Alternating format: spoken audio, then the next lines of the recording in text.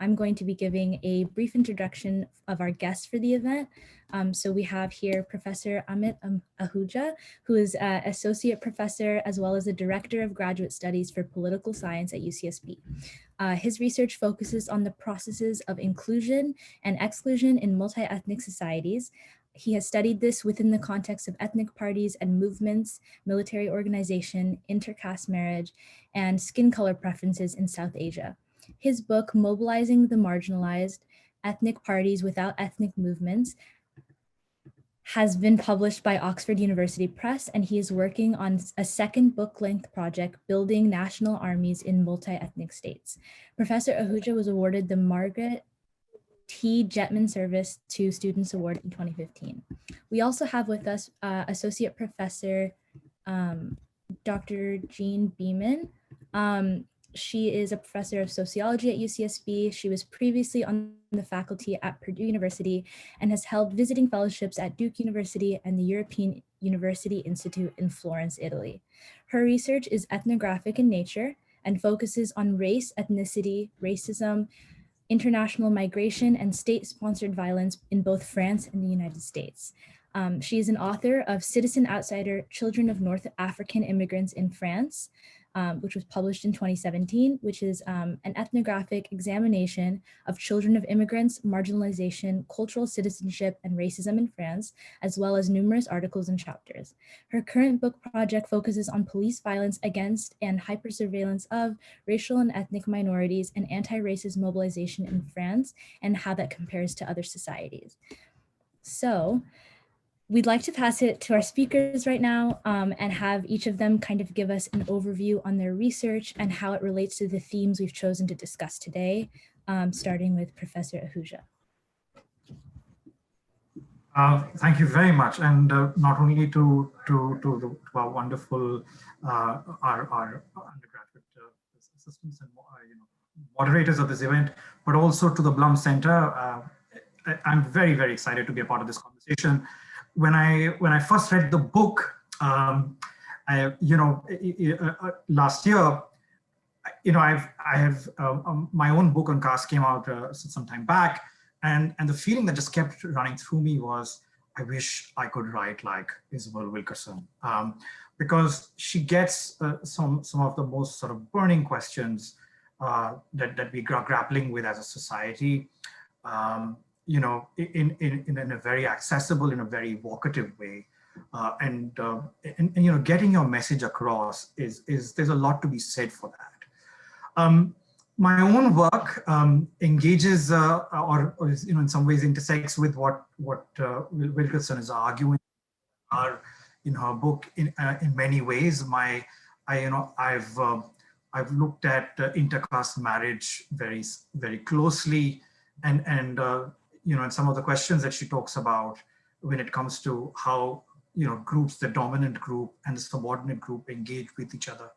Sort of having looked at it systematically, it was so interesting to see how there are some of those assertions are so correct, and where there are some complications. But on the whole, whether it's the story of caste in India, which has evolved considerably in the 70 years of Indian independence and over 70 years of democracy in India, there are very strong parallels to the kind of story that caste tells, in its narrative, and in both, when we think about these comparisons, just sort of refer to some of these, aspects in India, is that it is remarkable that a system of segregation and hierarchy, which is 2,000 years old and has managed to be reproduced over this period of time,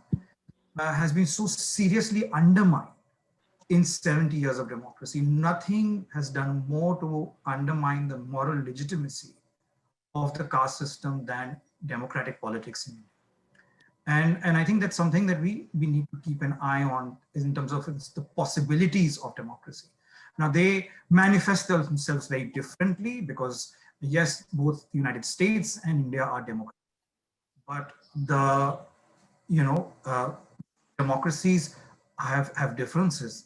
For example, India has a multi-party system, whereas the US has a two-party system. What does a marginalized group do in such a system? The possibilities are different. But at the same time, um, people marched last summer in the US and marched all over the country. It emerged, the Black Lives Matters movement emerged as one of the most powerful political movements we've seen anywhere. And it has inspired marginalized groups across the world. And so there is a constant conversation between democracies, whether it's between Dalits and African Americans, or it's between African Americans and the Caribbean Americans in Britain, and similarly placed groups in Europe. So there is that aspect of it, which I was very sort of struck by. And finally, as I, the one thing that again that I thought a lot about was not just the pain of subordination, but also the joy in and that one finds in the dignity that one discovers through self-assertion. And that is also a very important part of not only the African American story, but also the American story, not only the Dalit story, but also the story of Indian democracy. So those are themes that I was very struck by. I'll leave it at that, and I'm sure the questions will help us get into some other details. And I'll pass it along to Jean. Thank you so much. I sort of forgot that I was a panelist and was just sort of basking in what Professor Ahuja just said. But just quickly, I want to thank the Bloom Center for inviting me, and thank you for these very kind introductions, the excellent summaries that you did of a very dense book. And I also want to especially thank Joanne for making all of the arrangements behind the scenes to kind of make this happen. And I'm really happy that so many of you are here, including those of you who are not local, whatever that means in this context. Just for those of you who are not in Santa Barbara right now, we're like kind of in the middle of a rainstorm. And so I'm just like praying to the gods of Cox Communications that my Wi-Fi doesn't go out for the next hour, but here we are. Okay. Okay, so yeah, I think I would echo much of what was already said, and I'll just say a few words about my own work and how I think that relates. Excuse me. So generally speaking, my own work is about subaltern minorities, and specifically in the context of France. And so, as we said in the intro, much of my work has been on children of North African immigrants in France. And so when I say that to say that I sort of approach reading this book from a question of, or lens of sort of global comparison. And what can we glean from comparing hierarchies, racial, colonial, or otherwise, across multiple societies? And so it was really interesting to me as a African American and sort of a U.S. trained scholar, and obviously I live and work in the U.S. Studying another society, and then reading Isabel Wickerson's perspective on comparing the U.S. to Nazi Germany and the caste system in India. And I think part of the things that I kind of want to pull out a couple points just to start. One is what was really striking to me was the use of global connections.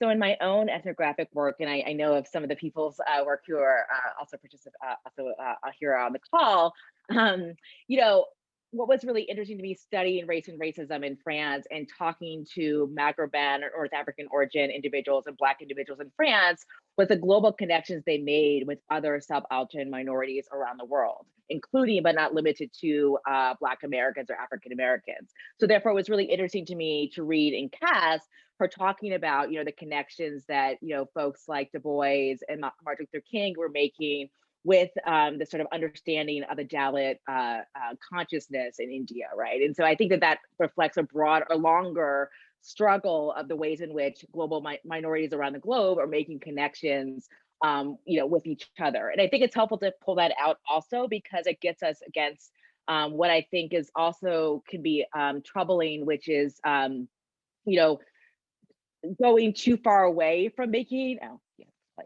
going too far away from making these global connections because there are so many local specificities and particularities, which of course are important. But I think her framework, I think, helps us to think about how there's some of these phenomena are interconnected. The other thing I'll say, just as a way of introduction of my sort of first thoughts about the book and sort of how it relates to my own work, is also to this question of language. And so I think, you know, Wilkerson is very intentional around not using the word race or not talking about racism, but rather using the language of caste.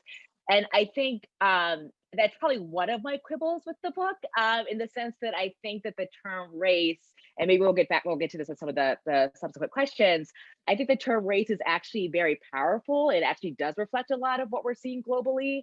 And I think the problem actually with race as a loaded term, it sort of reflects the issue with racism in and of itself. So I think the problem that people find race such a loaded term, and such a hard term to use, is indicative of the fact that, you know, white supremacy is such a global phenomenon, not so much that therefore we need to use another term.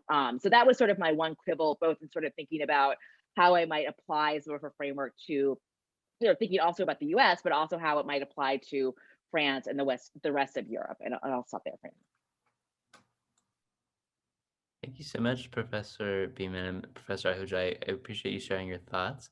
And yes, like we will be giving you lots of opportunities to share in more specificity. But I do want to start with our first question. So this question is directed to both Professor Beeman and Professor Ahuja. So as we outlined in the presentation, Wilkerson spends a lot of time differentiating between race and caste. And one key phrase that she uses is caste is the bones, race is the skin. So to begin, could you both share your thoughts, as you've already started to do, on Wilkerson's argument that caste is the best way to understand and address racial and inequality in the US? To start, let's start with Professor Ahuja, because just for order. So this is an interesting one. I said, you know, as a social scientist, I would sort of quibble with this a little bit. You know, that this comparison or this sort of, you know, seeing using the caste lens to understand the race relation. But but again, you know, that's I think, you know, the important point, and I think what she's trying to do here, if one sort of sees this purely from the perspective of how what she wants the readers take away, you know, what to be, is that, look, these are, you know, both there is a relationship of hierarchy here. What is interesting, the reason sort of she used the bone metaphor here is I say that, you know, there is that caste, and we view caste as a rigid system. You know, where there are fixed hierarchies, which have perpetuated themselves over a long period of time. So, you know, people are born in their caste and they live in there, they marry, they have children, and they die in their caste. You know, caste, if you recall, is an occupationally based system. Now, sure, caste as an institution has survived. Even today, 9 out of 10 marriages in India still happen within the caste. But that relationship between occupation and caste has broken, in the sense that, you know, people were regarded as were given a higher status or a lower and sometimes even an untouchable status based on the kind of occupation they were involved in, you know, whether they were pure occupations or polluted occupations. Now, that relation, those, you know, people are no longer engaged in their caste-based occupations. So that's something that one has to remember. So even caste, for that matter, is not as rigid as we imagine it to be. But you know, but for her, she sort of sees the perpetuation of the hierarchical order, the hierarchical relation, you know, over a 400-year period in the US, and that's why she sort of sees that, you know, that it, you know, if given the way it's perpetuated itself, generation after generation, and how hierarchical relations have persisted, you know, she thinks that the caste would be a better word to define it. But as I said, you know, caste in itself has evolved, has changed, And the same argument can be made for racial relations. They have gone in different directions, and there are some very interesting and complicated directions. But as I said, for me, I think it's important to read this book ethically, which is to read it the way she wrote it and the way she wants it to be read.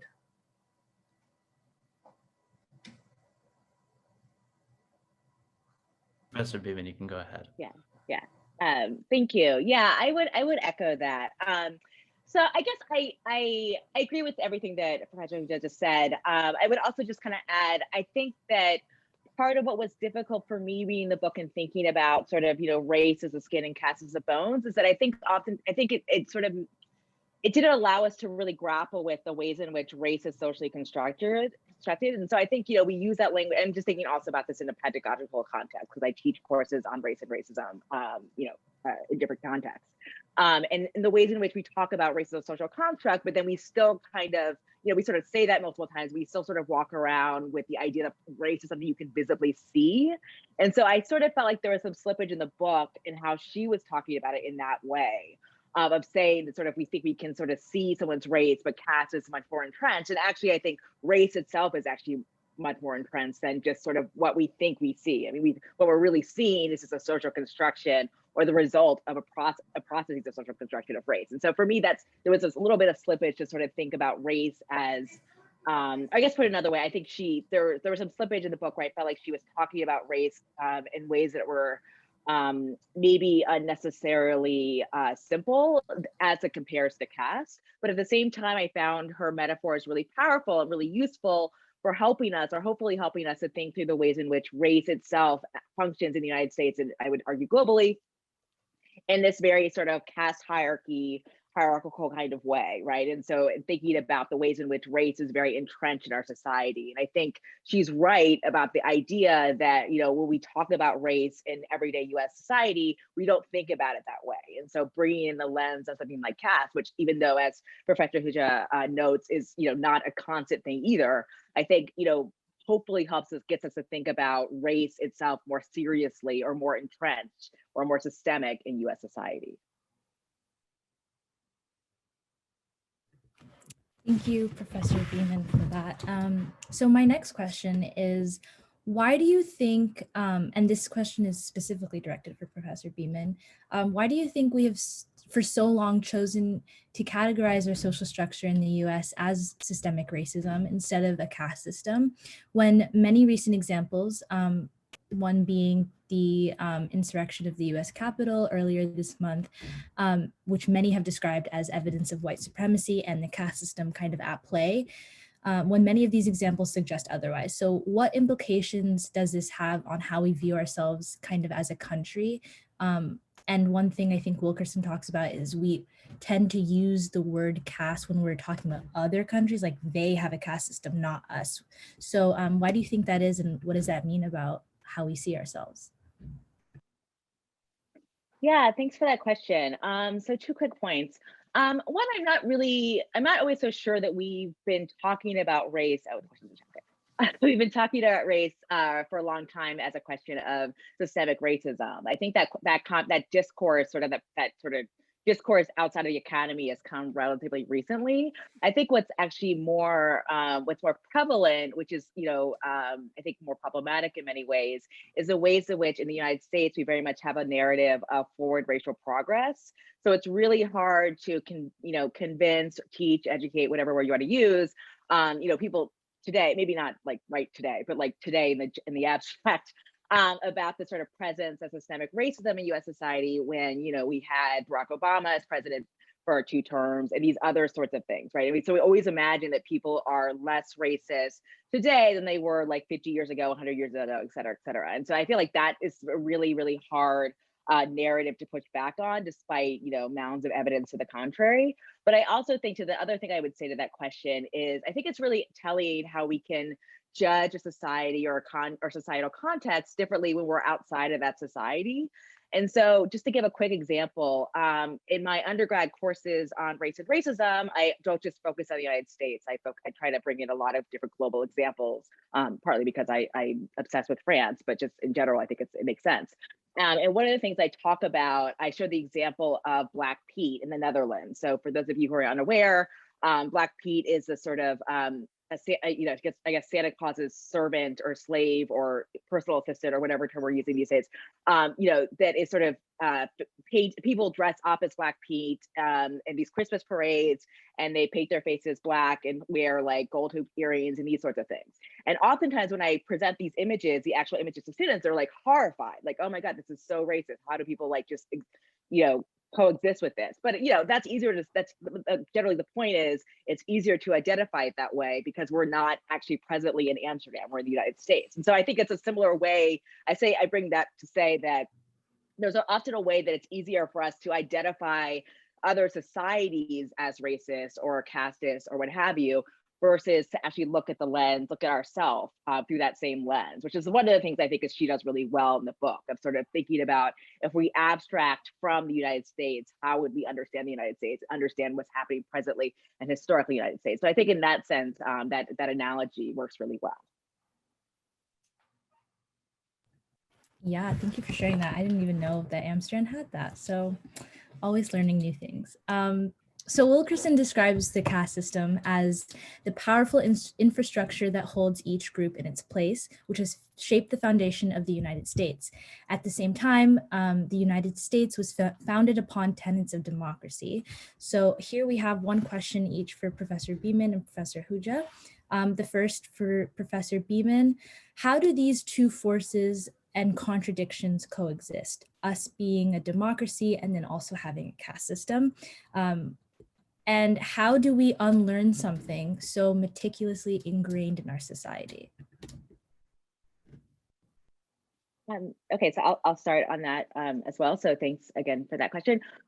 So one of the things I teach about in my undergrad courses on race and racism is how these ideals of United States being, a place of democracy, but also a society founded on human subjugation, is that these things go together, sort of mutually reinforce each other. And it really helps to explain the ways in which, African Americans as slaves were defined legally, politically, socially as not fully human. And so that, or not, not fully human in a way that allows the United States to say that it was founded on this myth of democracy, on this idea that all human beings are equal. And I see a similar thing when I think about the history of France, which of course is a much, much, much longer history. And it actually a history, actually a society that very much influenced ideas of human difference here in the United States. But also to think about the ways in which, France also sees itself as a society in which all human beings are equal under the sort of ethos or the narrative of French republicanism. But of course, it's also a society that very much has a long history of colonialism and colonial slavery, et cetera, right? And so I think it's like another example of how these two ideologies actually aren't in contradiction, but rather mutually reinforce each other. Thank you.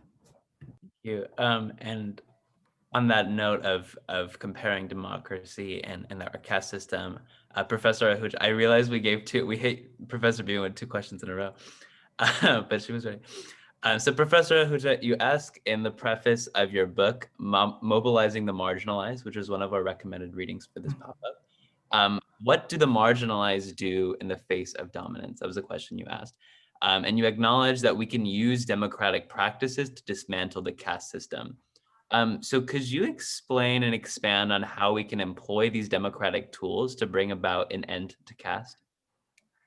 So I'm going to take on that question, but I have a couple of thoughts on sort of connect with what Professor Beeman was saying, and with that original question of Bones, like why is the caste metaphor being used? Because I sort of thought about it, like what's the motivation here, right? I think the motivation is just is a simple idea of being provocative in a very effective way. We tell ourselves a story in this country, in the United States, right, about American exceptionalism. We pride ourselves on opportunity, and we specifically pride ourselves on this of the opportunity for upward mobility. Now, all those ideas run completely counter to a rigid hierarchy, right? And because you can either have a rigid hierarchy, or you can be all these things. And by pointing out that we still, in many ways adhere to this rigid hierarchy and that we have this caste-like structure that we subscribe to. I think Wilkerson is just basically holding, that's her provocative way of holding a mirror to the rhetoric of the gap between the rhetoric of American democracy and its practice, right? Now, that being said, the needle has moved. Things have changed. A lot of people will argue to the extent, the speed with which it has changed. And I will say this upfront before I sort of get to the question that you asked me, and I'm sorry about that. These are sort of thoughts that came to me, and I wanted to articulate these. But look, it's very easy for me as a social scientist or other social scientists sort of point to the fact that when social change, because when you're looking at the change in systemic racism or the change in removal of caste disparities and caste-based discrimination, social change always or generally occurs at a glacial speed. It is slow, it is generational, and there are 2 steps forward for those who are marginalized and 1 step backwards. Now, it's all very well for me to say this as a social scientist because, look at it from the person and put yourself in the shoes of those who have to experience the burden, the discrimination of this hierarchy. They don't want to wait for generations. They're done. And people who feel, what democracy does is it provides these opportunities. And because this is a big question, fine, you have, in some ways, you have undemocratic societies, you have hierarchical societies that have embraced a political system based on equality. Can democracy work in such societies? And if it does, is it just going to perpetuate the system, or does it create opportunities for the marginalized, for the subordinate groups, for the subalterns to be able to assert themselves? My own research suggests that yes, that is possible. It's possible not just through electoral mobilization, it is also possible through social mobilization, through social movements. And again, I will remind you about the protest movements that we saw in the US and the effects that they continue to have.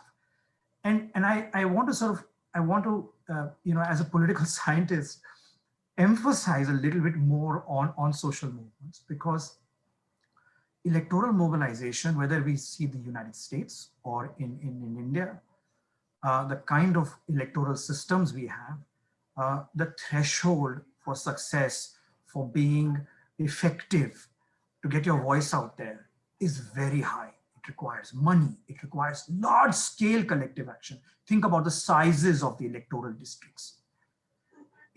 In comparison, the threshold for protests, for social movements is smaller. You can get your voice out there with fewer people, with fewer resources. And that voice today can be contagious.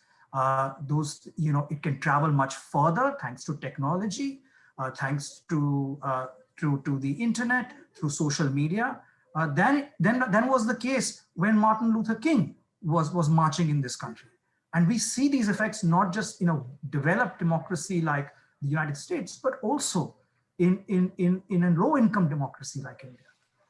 So there are those opportunities. So when faced with that kind of domination, democracy can be used, and it's a more effective way of persuading those who may be sympathetic to the cause of the marginalized, and also for building a larger collective behind themselves. Then, because there are other, hierarchies can be dismantled in different ways. Revolutionary violence is a possibility. but the fact is that most of the times has not worked, and it's more easily crushed by the state. Democratic mobilization becomes more difficult. And we saw that. We saw that this year. We had a state, we had a government which was not sympathetic to the movement, but it's difficult to crush a movement which is peaceful and which makes a case for its legitimacy and which actually evokes the principles of democracy, right? So in that sense, democracy does offer that opportunity. Now, whether that change comes quickly or slowly, that's where the real challenge is. I'm sorry for that long-winded answer. No, I appreciate you giving your follow-up thoughts to Professor Beeman's question, as well as kind of explaining how both electoral politics and social movements can both work towards ending caste, like we've seen this summer. But to kind of briefly add on to your long answer, I did want to ask a quick follow-up question of, would you be able to give us some insight into what an end to the caste system would look like? See, there are so there are different ways of thinking about it. We could imagine a society where groups become equal. They may be different, but they are still equal. But we may also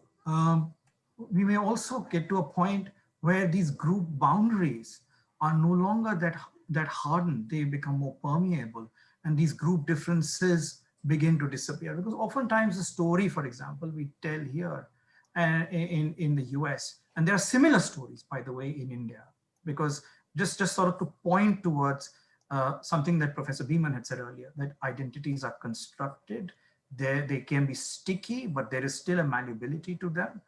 If you sort of think about all the people who came to the US, they migrated to the US, there was a fair amount of hierarchical relations even within the groups who are now seen as whites.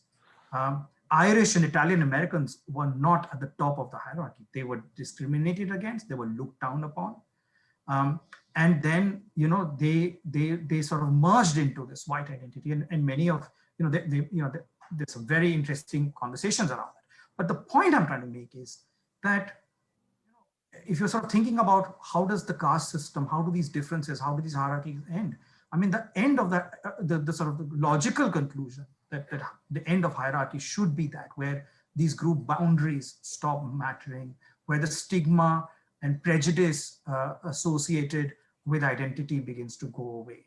And that allows for greater intergroup trust and intergroup mingling and ties, and for some of these boundaries to dissolve.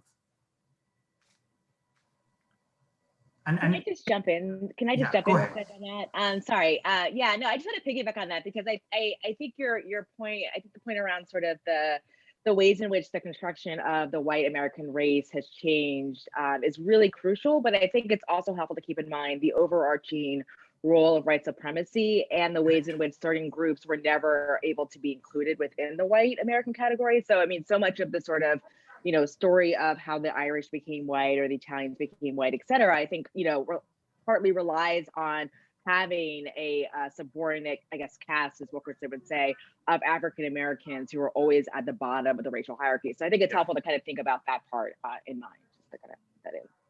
No, and I completely agree with you, because it's the same story, in fact, with Dalits in India, the former untouchables, which is that, so much of the identity of others is derived from, and their status is derived from, trying to maintain their distance from Dalits, right? So there is no, people are not lining up, and groups are not lining up to make common cause with them, or for that matter, to get away from or break down the social boundaries.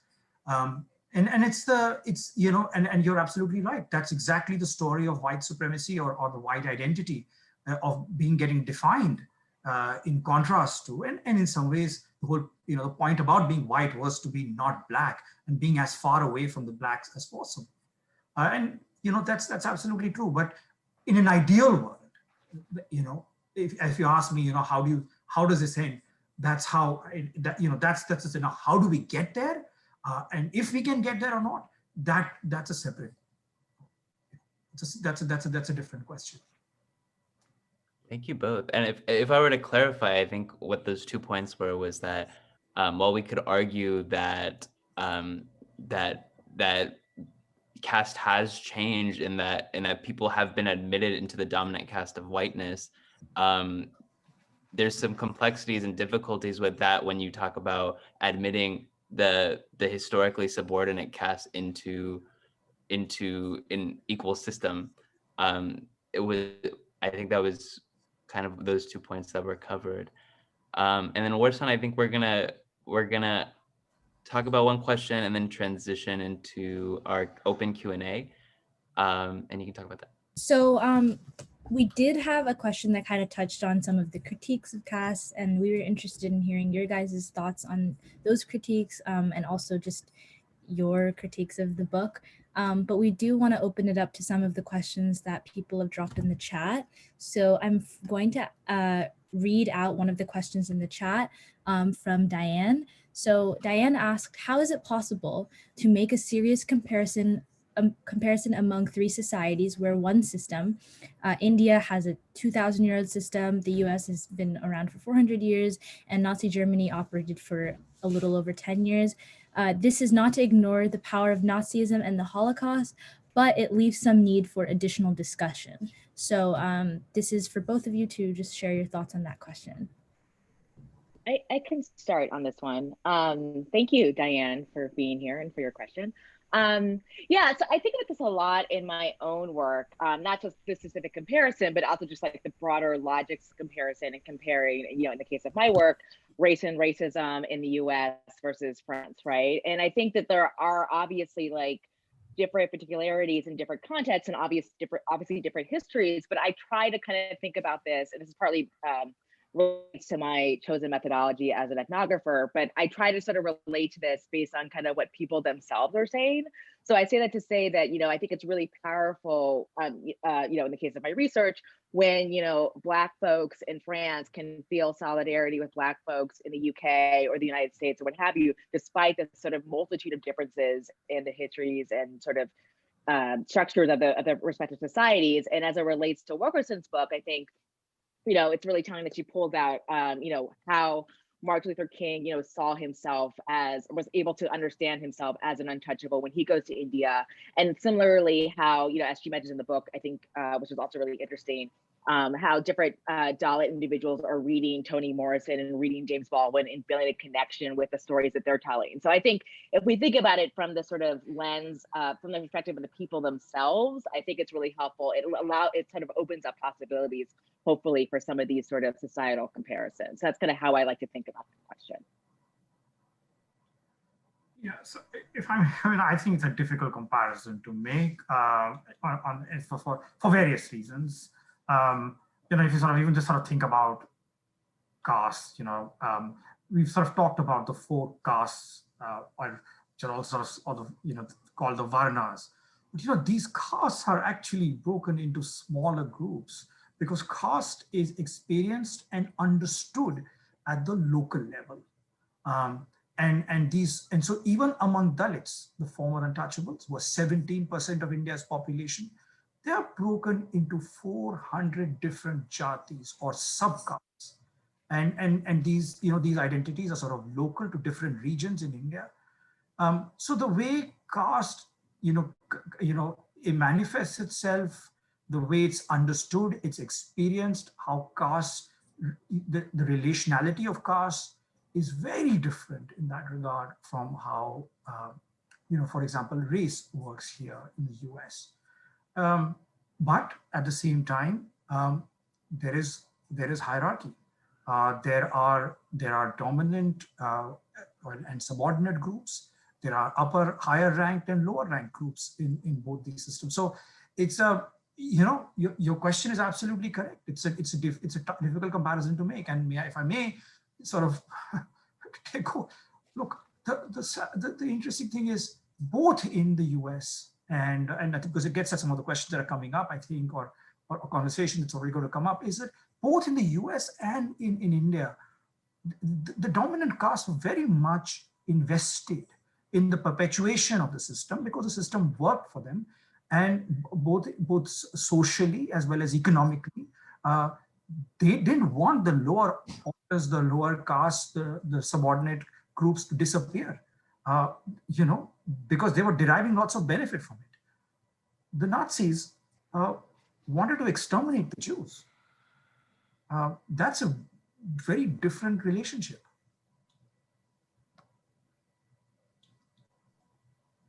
Thank you both for sharing. I just want to say again, if any audience members would like to ask a question, you can feel free to drop in the chat, or you can raise your hand, and there's a feature there, and we can have you ask it live. But our next question is from Vashishta, and they're going to ask their question live.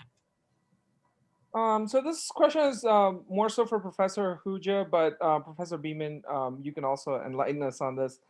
My sort of question is, was the word caste just used to be provocative, or does it really have any theoretical and external validity for the argument that Elizabeth Wilkinson is making? For example, just as caste and race are enduring hierarchical organizational forms in India and the US, can't the US case be compared to hierarchical organizational forms such as Han supremacism in China or ethnic Malay Islamism in Malaysia? Meaning, is caste the right frame, or could the author have used a more broader frame to put US in a more global comparison rather than this sort of narrow, in my mind, provocative comparison? So, I think different people will interpret or respond differently to this. My own take is that, look at what her, who's the book meant for? Where's the audience for the book? The book is targeted at an American audience at a particular time, at a particular political moment. And I think the fact is that, look, there is, as I said earlier, the reason she's using caste is to actually point to the existence of the rigidity that the racial order has demonstrated despite democratic politics. And so it's both provocative, but it is also in some ways, it's actually pointing to sort of structural realities that exist.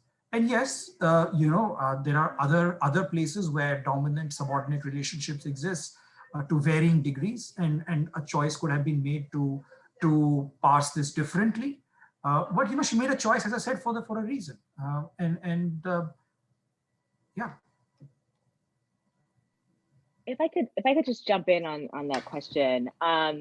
So, I mean, I think in terms of just the point around sort of, could she use another term? I guess it sort of gets at kind of what I was trying to say earlier, which is that I think race itself is that term. So I think if we sort of, grapple with what it really means to think about race as a socio-politically, historically constructed category, that I think it actually is deep enough to capture much of what she talks about in the book. So I think my sort of quibble, I guess it's more of a quibble, it's a quibble, yeah, bigger than a quibble, slightly a big quibble, is that I think it's, I think her sort of part of her use of the word caste is, I think, as Professor Ahuja said, is to be provocative, but I think it's also because she's really trying to get away from a sort of loaded term of race. And I think that that's actually not, that's not a political project that I personally agree with. I think we actually need to grapple with what the word race actually means as a constructed category. And then I think it opens up a lot of what she sort of argues as caste that's actually happening in US society. Thank you, professors.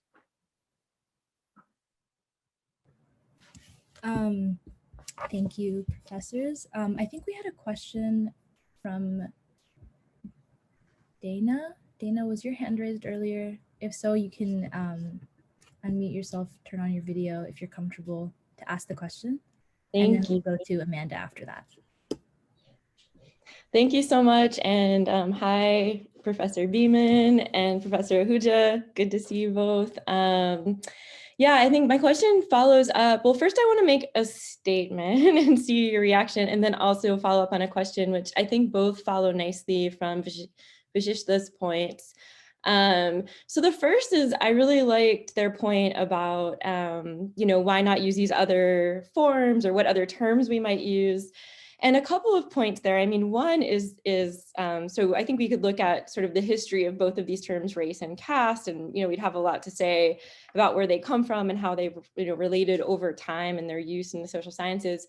But when we're borrowing from India in particular, and a particular idea of what caste is in India, I think one of my fears is just that, it sort of is looking at, I see the tensions of like, this, what Professor Ahuja was saying, this narrative of forward racial progress in the United States now being interrupted by some idea of backwardness that comes from India, right? And I think that there's something at that very, as I should say, I work on India and the United States, I work on issues of race and caste. And so that's something that was like troubling right off the bat for me. And I'd love to hear your reactions to that. The usefulness of that, the trade-offs, etc. And then I was also just thinking, so it sounds like Professor Beeman, you're saying, well, race would have been a term that she could have used, although she had a different project. I wonder whether Professor Ahuja would feel comfortable using the term race to describe what he's studying in India, whether that's the right term or not. So thank you both very much. Okay, so I'm going to try and respond to your first question, and please correct me if I'm misinterpreting it. Right? Because so in terms of the concern that you have in borrowing metaphors or analogies out of, I can see why you would say that, but I think in some ways, again, metaphors are best borrowed that travel and that people grasp, and that again remains to be seen. I mean, how far this goes, but yeah, I see where you're coming from.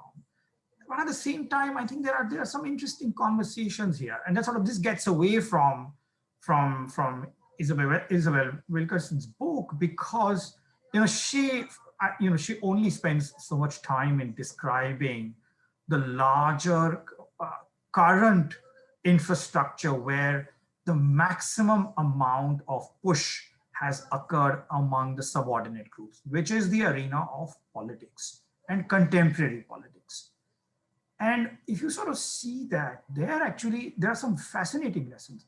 For example, despite being a really poor democracy in 1947 and 50, when it sort of starts debating its constitution, it actually installs a very wide-ranging and far-reaching affirmative action policy system.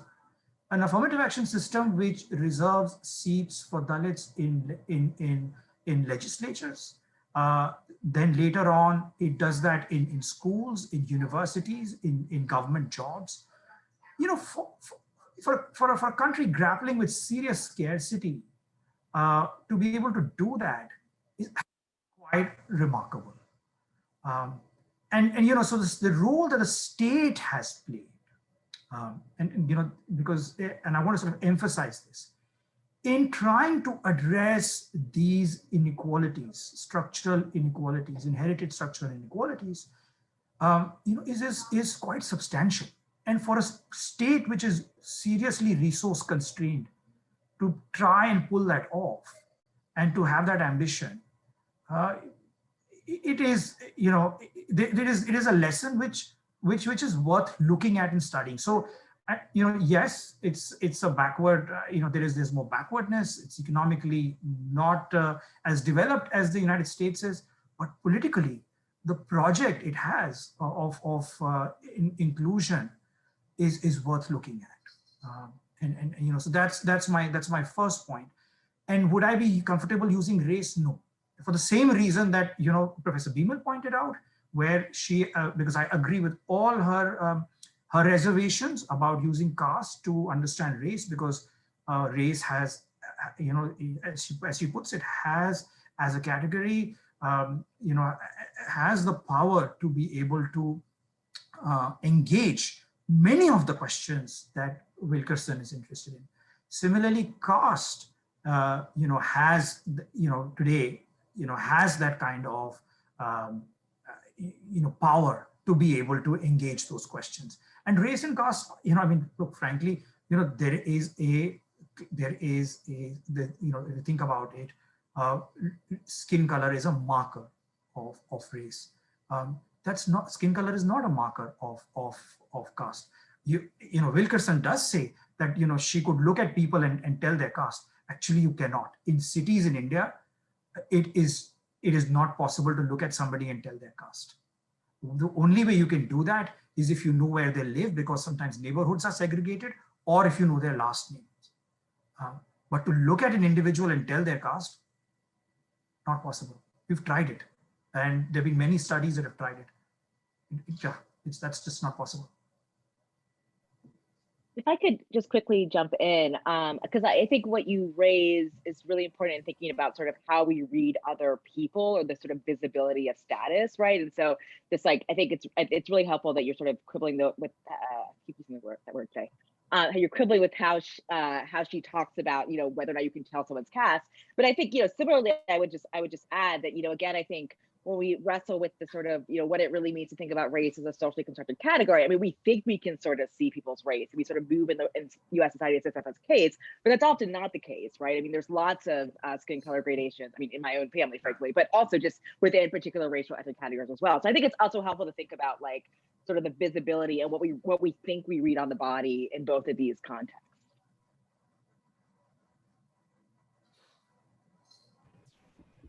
Thank you. I think Amanda is next, and then Michael, we see that your hand is raised, and you will go after that.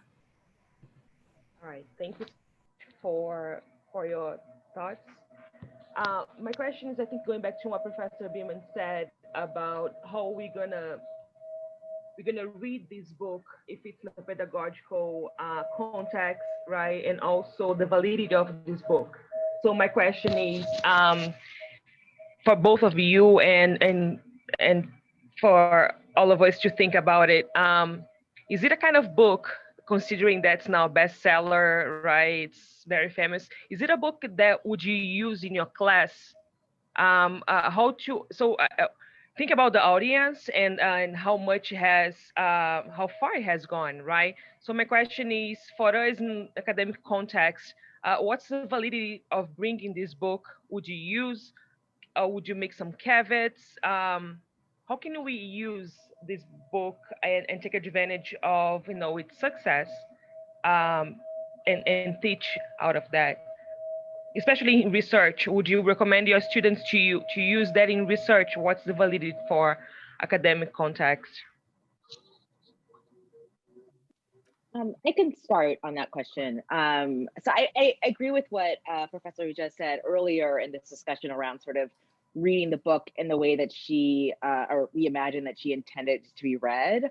But I guess I agree with that. But the sort of caveat I would or what I would kind of add to that is that, for me, I think the kind of resonance of the book both reflects the fact that she's a very powerful writer in terms of narrative, but I think unfortunately it also reflects the fact that, a lot of things that, I sort of took for granted in sort of what I know about how systemic racism operates in US society are not so widely known. And so I think there is a space to sort of indict the fact that, a lot of what she talks about are sort of novel to kind of everyday readers. And so I sort of, the part of my reading the book was also trying to sort of, like, just for myself as a Black American, trying to think through what it means for some of these things to be news when I sort of had felt like I'd known them for a long time. And so that's kind of maybe more of a personal reflection. But I think that so I think that's to say that I think there's ways to bring it into the classroom, but in a sort of way that also is somewhat critical about this book being read now being written now at this moment, and it being so popular in this particular moment, and what sort of the implications are of that. I think I completely agree with that. I'll if I sort of say how would I use it in my classroom? I would use this in a class where I'm trying to introduce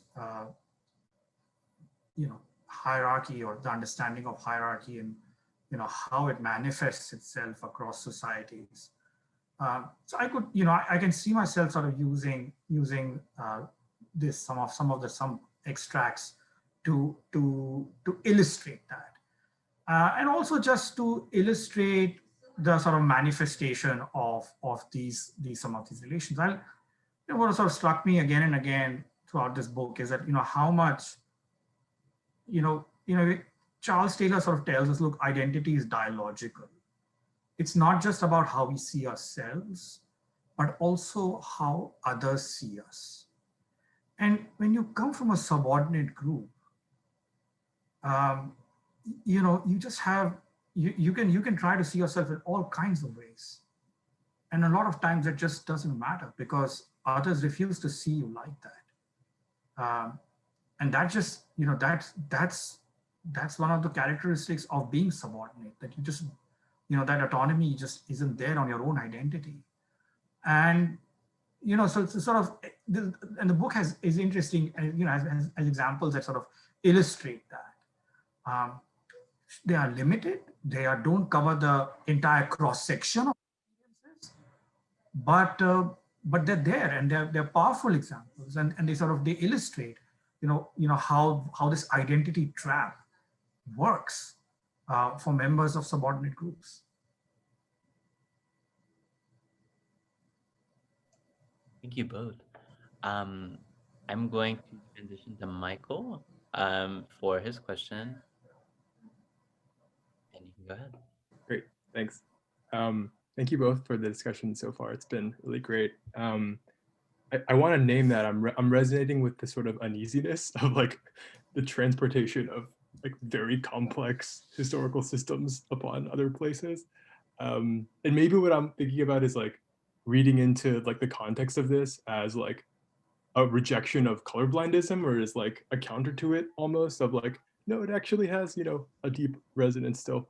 And so my question is kind of like around like something that I don't know, because in full discretion, I didn't read the book. So but based on the summaries and like other reviews I've read of the book, there's like seemingly like a very large lack of an analysis of racial capitalism and how that plays such a huge role in sort of like, buttressing white supremacy, and is so essential to like how race functions in the US, like particularly as a country that's founded upon chattel slavery. And so I was wondering if you could both maybe speak a little bit to this gap, and maybe like what Wilkerson's argument like says about the ability or not to build class solidarity between racial lines.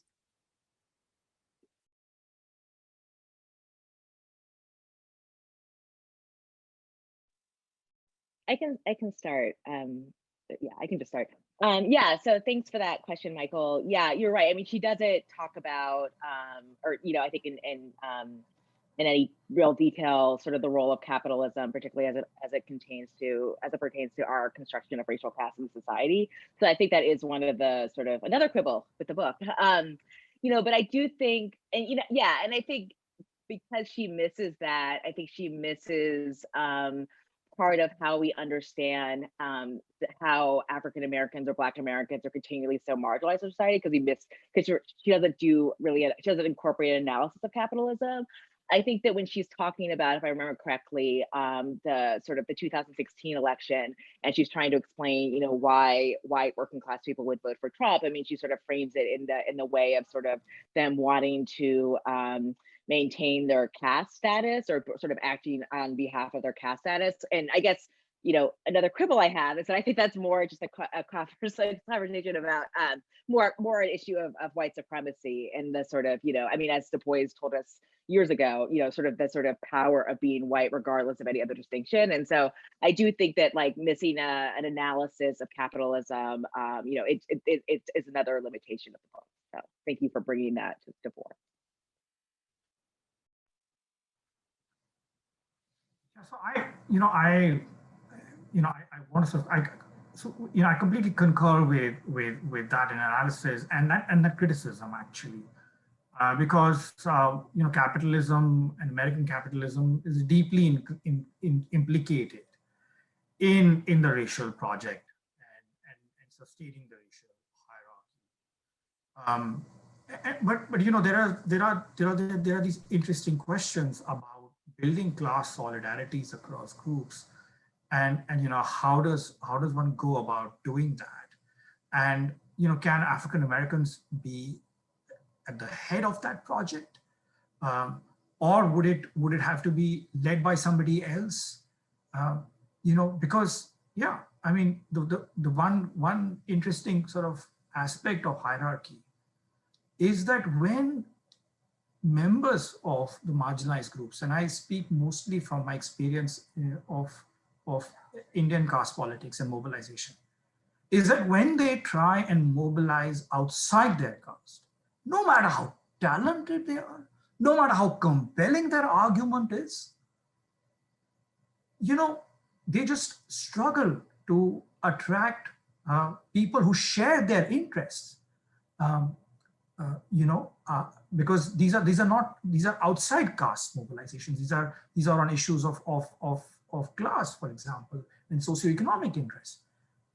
It becomes very difficult for them to lead these mobilizations, because that's where caste comes in. As why would we follow somebody who is placed lower than us? And that's a challenge that these leaders oftentimes face, despite their charisma and talent. That's one aspect of it. Then there is the other aspect of it, which is, you know, how do we think about this in a larger project, which is about capitalism? Is it, so, you know, is it, you know, do we want a better form of capitalism? A capitalism which is more geared towards reducing structural inequalities? Or, because at the end of the day, you know, for inequalities to go away, whether it's through the state, and if you don't want the market, if you don't want capitalism, and if you want to do it through the state also needs resources. And if you think about, you know, projects in societies where states have done a lot for mass welfare, they have needed these resources, and these resources have come from the market. So do we need to build a capitalism which is more attentive and more you know, geared towards meeting these needs? Or do we want to just banish capitalism? That's a question we want to think very carefully about. Because, you know, no matter which paths you take, and if you're looking towards reducing structural inequalities, you would need resources. It's difficult to do this in you know, in times of scarcity, or when you're short of resources. So it's you know, it's how do you tame capitalism to meet these ends? I think that may be a good question to ask.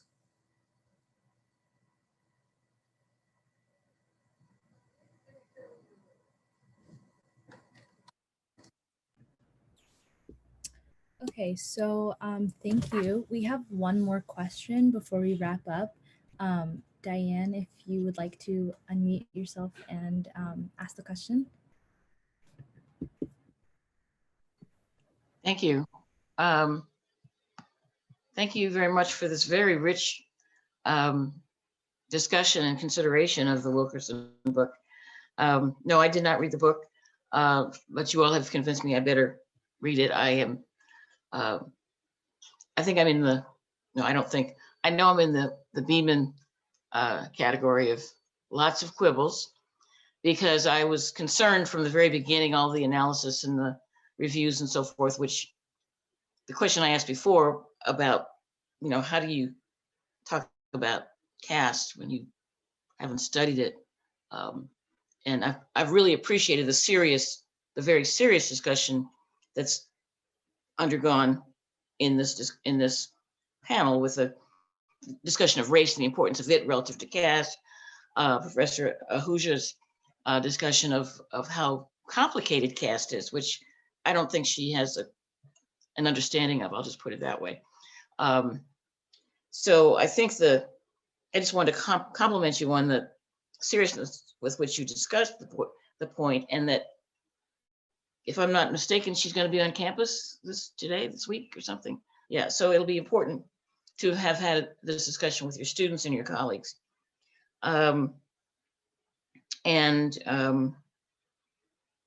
You know, and in light of the fact that she's received such remarkable praise.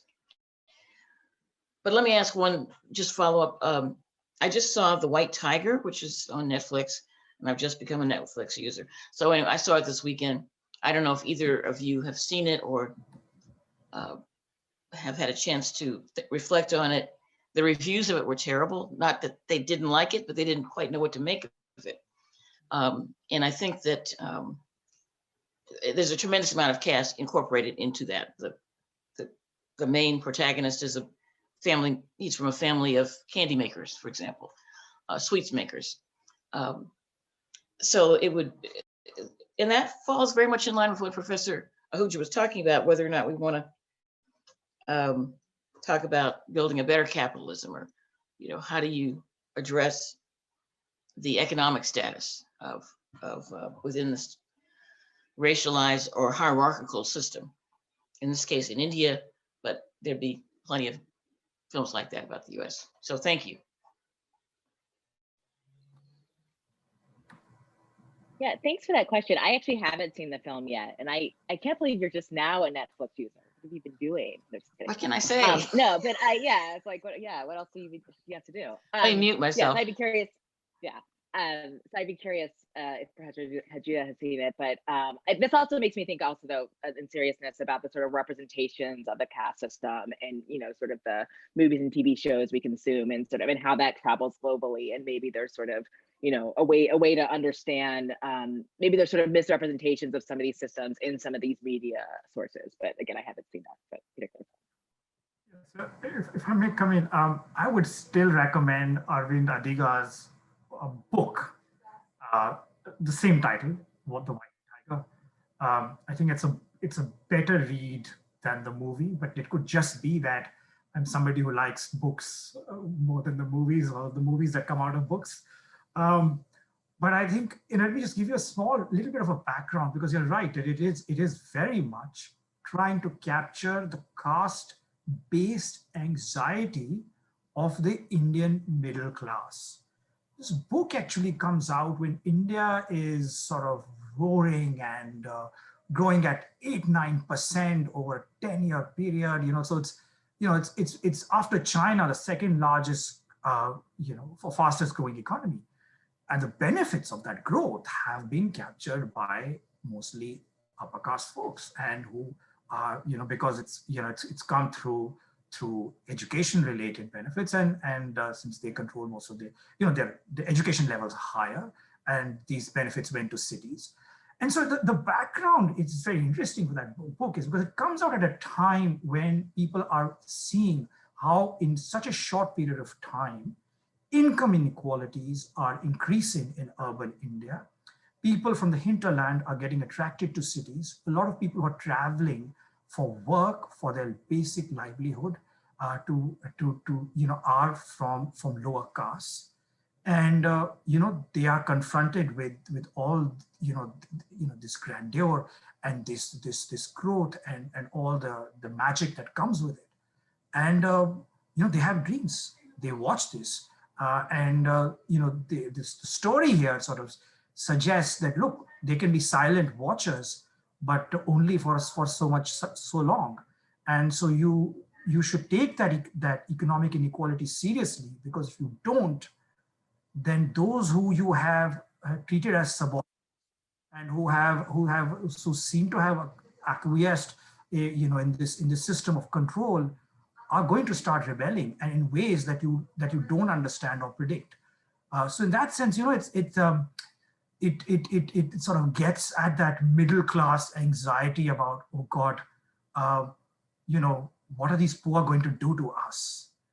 Especially at a moment when India became, and especially Indian cities became more and more gated.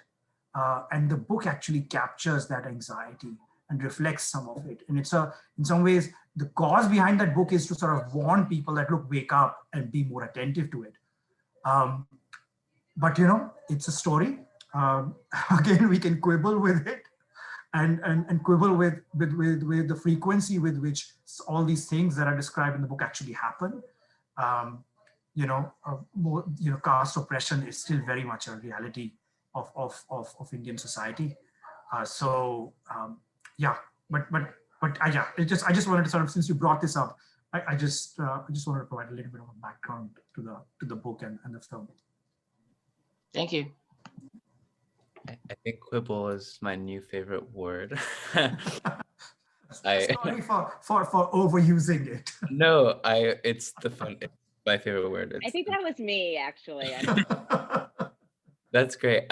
Okay, I do want to acknowledge that we are over time, but I do want to give space to Professor Ahuja and Biman to any brief final thoughts that you wanna provide to close us out. Professor Biman, you can start. Yeah, I guess I would just, sure. Yeah, no, I would just thank everyone for being here. And I learned personally a lot from the discussion. And I'm definitely going to read White Tiger now. But no, in seriousness, I really appreciate the discussion. I think it gives me, and the book itself kind of brings out ways to think about how to think about global comparisons and comparisons around hierarchy and race across societies. So just want to say that. Thank you. Likewise, I want to thank everyone who came. Those very thoughtful questions. It's such a privilege to be thinking through these ideas, and whatever we may say about Isabel Wilkerson's book, the fact is that that book has produced this such a wonderful discussion. And so there's something to be said about that. But I want to especially thank Professor Biman. It's just just listening to her was a real privilege, and I learned a lot. And thank you, everyone. Oh, likewise. Thank you so much. Yeah. Awesome. I'll pass it off to Joanne for a quick wrap up, and then we will be good to go. Great. Yes. Thank you so much, everybody. Thank you for being here. So much thanks to our esteemed speakers here, Associate Professors Biman and Ahuja, for everybody for making it. It is late in the day to be on Zoom still, so thank you very much for everybody and for bringing such insights at this late hour. Just to flag that if you want to continue your engagement, as was mentioned, so Isabel Wilkerson is giving a talk at, through Arts and Lectures tomorrow. If you'd like to check that out, now that you have this rich background and context and critique that you can bring to that event. As well, LAIS, the Latin American Iberian Studies program, has a faculty roundtable that's going to be exploring similar topics, but from a bit more of a global comparative frame on February 2nd. You can check out their website.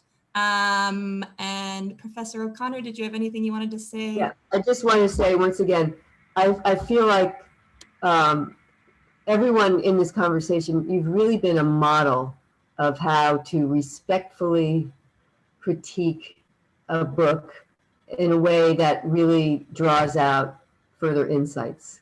And I appreciate that because, too often what we do in academia is just jump all over something. So I have to admit, the whole time I thought, I'm just going to listen because my inclination is to jump all over this book. But instead, I really learned quite a bit from your respectful engagement with a book with which you don't entirely agree. So I appreciate that. And thank you to everyone for coming and engaging and sticking around. Stay well, everyone. Thanks, everybody. Thank you. All right, thank you so much. Thank you.